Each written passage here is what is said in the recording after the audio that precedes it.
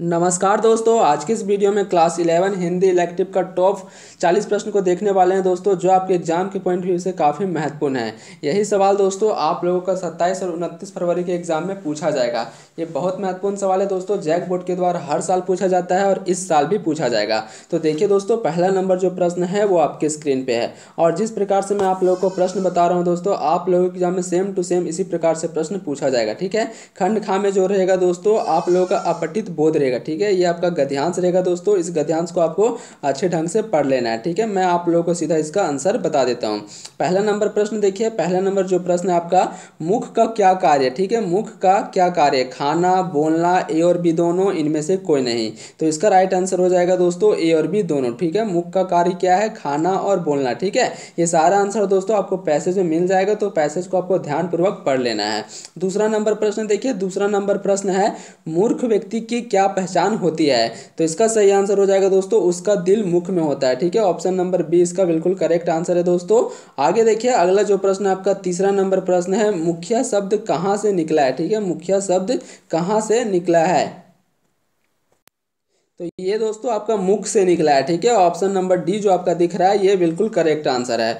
4 number प्रश्न देखिए, 4 number प्रश्न है, पो 12 होना मुहावरा का अर्थ है। ठीक है, पो 12 होना इसका मुहावरा क्या होता है दोस्तों, ये आपसे पूछा गया है। तो इसका राइट आंसर हो जाएगा ऑप्शन नंबर ए, चारों ओर से लाभ प्राप्त होना। ठीक है, ऑप्शन नंबर ए जो है ये सही आंसर है। आगे देखिए 5 से 8 है दोस्तों आपका, फिर से ये आपका पद्यांश है दोस्तों, इस पद्यांश को आपको ध्यानपूर्वक पढ़ लेना है। मैं आप लोगों को सीधा इसका आंसर बता देता हूँ। ठीक है, देखिए 5 नंबर जो प्रश्न है आपका, चांद ने आदमी को अनोखा जीव कहा है क्योंकि वह उलझन में सभी को फंसाता है, उलझन से दूसरों को फंसाता है, उलझन अपनी बनाता है, उलझने अपनी सुलझाता है। तो इसका राइट आंसर हो जाएगा दोस्तों ऑप्शन नंबर सी। ठीक है, उलझन अपनी बनाता है, ऑप्शन नंबर सी जो है ये बिल्कुल करेक्ट आंसर है। अगला जो प्रश्न आपका 6 नंबर प्रश्न है, चांदनी रात में कवि क्या करते हैं। ठीक है, सोते हैं, जागते हैं, गाते हैं, स्वप्न देखते हैं। तो इसका राइट आंसर हो जाएगा स्वप्न देखते हैं, ऑप्शन नंबर डी जो है दोस्तों ये सही आंसर है। 7 नंबर प्रश्न देखिए दोस्तों, निम्न में से विशेषण शब्द चुने। इनमें से दोस्तों आपको विशेषण चुनना है।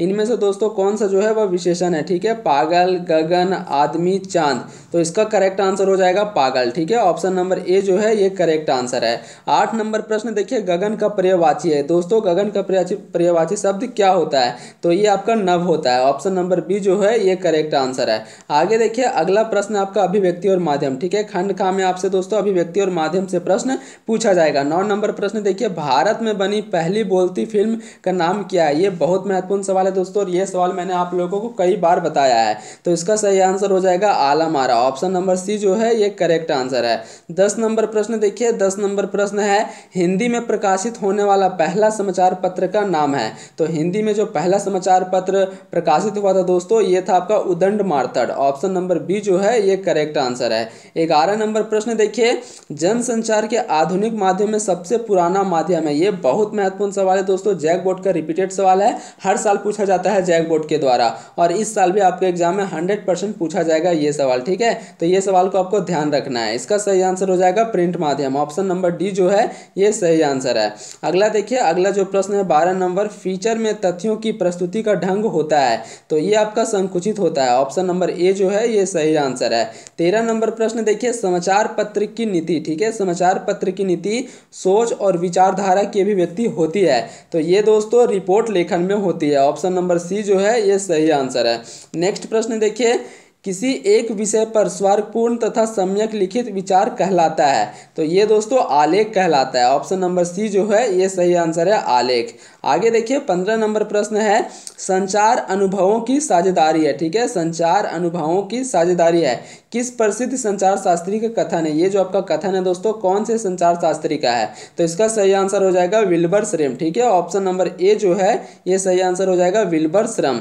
16 नंबर प्रश्न देखिए, निम्न में से कौन एक पत्रिका नहीं है। इनमें से दोस्तों कौन सा जो है वह एक पत्रिका नहीं है। तो इसका करेक्ट आंसर हो जाएगा प्रभात खबर। ठीक है, प्रभात खबर जो है ये पत्रिका नहीं है। है। 17 नंबर प्रश्न देखिए, मुद्रण, ध्वनि, दृश्य, फिल्म आदि सभी प्रकार के संचार माध्यमों का संगम कहलाता है। तो ये दोस्तों इंटरनेट कहलाता है। ऑप्शन नंबर सी जो दिख रहा है ये बिल्कुल करेक्ट आंसर है, इंटरनेट। 18 नंबर प्रश्न देखिए, संचार के मुद्रण माध्यम में किसे शामिल किया जाता है? तो संचार के मुद्रण माध्यम में दोस्तों पत्रिकाएं, पंपलेट्स और समाचार पत्र, ये तीनों को शामिल किया जाता है, इसलिए इसका सही आंसर हो जाएगा ऑप्शन नंबर डी, इनमें से सभी। आगे देखिए दोस्तों 19वां नंबर प्रश्न।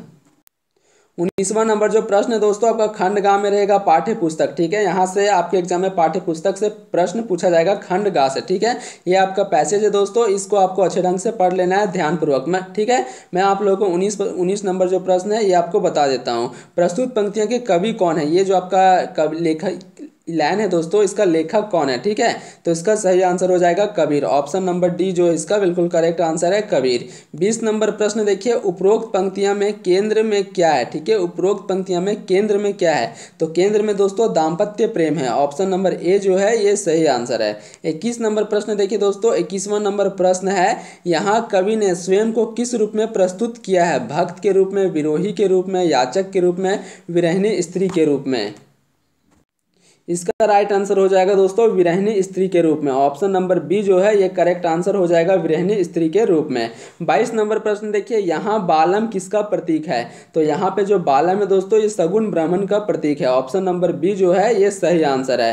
23 नंबर देखिए दोस्तों, ये आपका कविता से यहाँ से प्रश्न पूछा गया है। ठीक है, आपके बुक में जितने भी पोयम है दोस्तों वहाँ से आपका यहाँ प्रश्न पूछा गया है 23 नंबर से। ठीक है, सूरदास किस काल के कवि हैं? तो सूरदास जो है दोस्तों ये भक्ति काल के कवि हैं। ऑप्शन नंबर ए जो है ये सही आंसर है। 24 नंबर प्रश्न देखिए, कौन खेल में हारने पर भी हार नहीं मानता है? तो इसका सही आंसर हो जाएगा आपका Shri Krishna. Option number C जो है ये करेक्ट आंसर हो जाएगा श्री कृष्ण।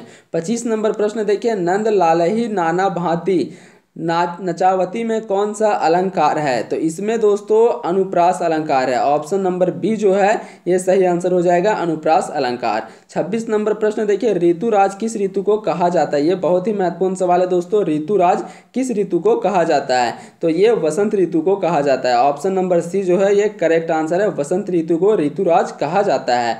27 नंबर प्रश्न देखिए, बोरत तो बोरियों पे निचोरित बने नहीं किस त्योहार की ओर इशारा करता है? ये बहुत महत्वपूर्ण सवाल है दोस्तों, जैक बोर्ड का फेवरेट सवाल है, हर साल पूछा जाता है और इस साल भी पूछा जाएगा ये सवाल, तो इसको आपको ध्यान रखना है। इसका करेक्ट आंसर हो जाएगा friends Holi. Option number D जो है ये करेक्ट आंसर हो जाएगा होली। आगे देखिए, आगे जो है आपका 28 से 31, ठीक है, ये आपका गद्यांश है दोस्तों, इस गद्यांश को आपको अच्छे ढंग से पढ़ लेना है। ठीक है, ये आपके बुक से किसी भी चैप्टर से उठा लिया गया है इस गद्यांश को। अगर आप पढ़े होंगे फ्रेंड्स अपने बुक को तो आसानी पूर्वक सारे सवालों का जवाब दे पाएंगे। 28 नंबर प्रश्न देखिए, 28वां नंबर प्रश्न है, प्रस्तुत पंक्तियां किस पाठ से ली गई है? देखिए ये पूछ लिया गया प्रश्न और ये आपका पैसेज है दोस्तों, इस प्रकार के पैसेज में इसी प्रकार से क्वेश्चन पूछा जाएगा कि प्रस्तुत पंक्तियां के कौन से पाठ से ली गई है, इसके लेखक कौन है, यही सब आपका प्रश्न पूछा जाएगा। ठीक है, तो 28 नंबर देखिए, प्रस्तुत पंक्तियां किस पाठ से ली गई है? ये जो आपका है दोस्तों ये ईदगाह से लिया गया। ऑप्शन नंबर डी जो है ये सही आंसर है, ईदगाह। 29 नंबर प्रश्न देखिए, 29 नंबर प्रश्न है, उपरोक्त गद्यांश में किसका वर्णन है? इसमें दोस्तों किसका वर्णन है? ठीक है, ईद के नमाज का, मेले का, जुलूस का, इनमें से कोई नहीं। तो इसका सही आंसर हो जाएगा ऑप्शन नंबर ए, ईद के नमाज का। ठीक है, ऑप्शन नंबर ए जो है दोस्तों ये करेक्ट आंसर हो जाएगा, ईद का नमाज। 30 नंबर प्रश्न देखिए दोस्तों, 30वां नंबर जो प्रश्न है, सिजदे शब्द का क्या अर्थ है? ठीक है, सिजदे शब्द का क्या अर्थ है? मेला देखना, खड़ा होना, लेट जाना, नमाज पढ़ते समय माथा टेकने की क्रिया। तो इसका सही आंसर हो जाएगा ऑप्शन नंबर बी। ठीक है, नमाज पढ़ते समय माथा टेकने की क्रिया को दोस्तों सिजदे कहा जाता है। 31 नंबर प्रश्न देखिए, प्रस्तुत पंक्तियां के लेखक कौन है? जो आपका लिखा गया था दोस्तों पैसेज, उसके लेखक कौन है? ठीक है, अमरकांत। ऑप्शन नंबर बी आपका रांगे राघव। ऑप्शन सी है प्रेमचंद। ऑप्शन डी है हरिशंकर परसाई। तो इसका करेक्ट आंसर हो जाएगा दोस्तों प्रेमचंद। ऑप्शन नंबर सी जो है ये बिल्कुल करेक्ट आंसर है, प्रेमचंद। 32 नंबर प्रश्न देखिए दोस्तों, 32वां नंबर प्रश्न है, 1.5 माह पूर्व मकान किराया नियंत्रण विभाग में क्लर्की से किनकी छटनी हुई थी?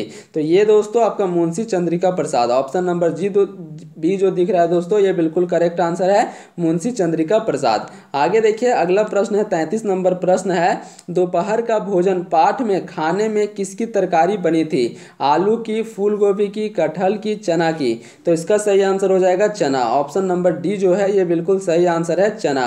34 नंबर प्रश्न देखिए, टॉर्च बेचने वाले, ठीक है, टॉर्च बेचने वाले कहानी में पात्र सूरज छाप टॉर्च की पेटी को कहाँ फेंक देता है? तालाब में, झील में, गंदे नाले में, नदी में। तो इसका करेक्ट आंसर हो जाएगा दोस्तों नदी में। ऑप्शन नंबर सी जो है ये सही आंसर हो जाएगा नदी। आगे देखिए 35 नंबर प्रश्न है, गूंगे किस विधा की रचना है? कहानी है, डायरी है, संस्मरण है, उपन्यास है। तो इसका सही आंसर हो जाएगा दोस्तों कहानी, ठीक है। गूंगे किस विधा की रचना है? तो ये एक प्रकार का कहानी है। 36 नंबर प्रश्न देखिए, 36 नंबर जो प्रश्न है, क्यों रे तूने चोरी की है? यह प्रश्न गूंगे से कौन करता है? तो यह जो प्रश्न है दोस्तों ये चमेली करती है। ऑप्शन नंबर बी जो है ये सही आंसर हो जाएगा चमेली। 37 नंबर प्रश्न देखिए, अंडे के छिलके एकांकी के लेखक हैं? तो इसके जो लेखक हैं दोस्तों Mohan Rakesh. Option number D जो है ये करेक्ट आंसर है। कभी कभी दोस्तों ये सवाल भी पूछा जा सकता है कि अंडे के छिलके हैं, ठीक है, ये एक प्रकार का एकांकी है, संस्मरण है, उपन्यास है, कहानी है। तो यह आपको याद रखना है एकांकी है, ठीक है। अंडे के छिलके जो है दोस्तों ये एक प्रकार का एकांकी है, ठीक है, इसको भी आपको ध्यान रखना है। 38 नंबर प्रश्न देखिए, 38 नंबर प्रश्न है, गोपाल सबसे छिपाकर क्या पीता था? तो जो गोपाल है दोस्तों सबसे छिपाकर सिगरेट पीता था। ऑप्शन नंबर ए जो है ये करेक्ट आंसर है सिगरेट। 39 नंबर प्रश्न देखिए, 39 नंबर प्रश्न आपका, वीणा अपने देवर श्याम से कितने अंडे मांगती है? तो इसका सही आंसर हो जाएगा 6, ठीक है। ऑप्शन नंबर ए जो है ये करेक्ट आंसर है। लास्ट नंबर प्रश्न देखिए दोस्तों, 40 नंबर प्रश्न है, राधा के पति का नाम है? गोपाल, श्याम, माधव, जमुना। तो इसका सही आंसर हो जाएगा माधव, ठीक है। राधा के पति का नाम क्या है? माधव। ऑप्शन नंबर बी जो दिख रहा है ये बिल्कुल करेक्ट आंसर है। ये था दोस्तों 40 महत्वपूर्ण सवाल हिंदी इलेक्टिव का सेट 2। इससे पहले मैंने सेट 1 अपलोड कर दिया है। अगर अभी तक आपने नहीं देखा है तो प्लेलिस्ट में जाकर देख ले, क्योंकि दोस्तों ये 27 और 29 फरवरी के एग्जाम के लिए बहुत ही महत्वपूर्ण है। दोस्तों अगर वीडियो अच्छी लगी हो तो चैनल को सब्सक्राइब कर ले, वीडियो को लाइक कर ले, दोस्तों के साथ ज़्यादा से ज़्यादा शेयर करें।